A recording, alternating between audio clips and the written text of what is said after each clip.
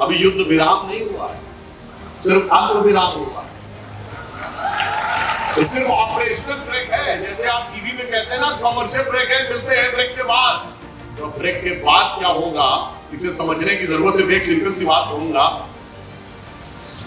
अंतरराष्ट्रीय मीडिया में बात आई, कोई हम नहीं कह रहे हैं कि अपनी तरफ से, कि यूएस स्टेट डिपार्टमेंट से उसकी प्रेस कॉन्फ्रेंस में पूछा गया कि क्या अमेरिका का कोई टोही विमान सरगोदा एयरबेस पे गया है जहां पर न्यूक्लियर लीक के बाद होने वाले रेडिएशन को नापने के लिए।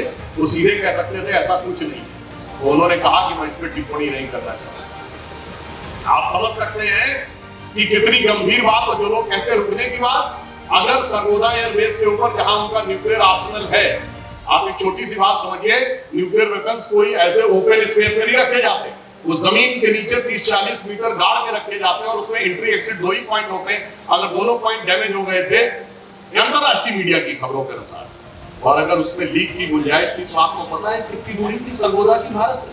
सिर्फ 177 किलोमीटर, यानी उससे ज्यादा दूर तो लखनऊ से फर्रुखाबाद है।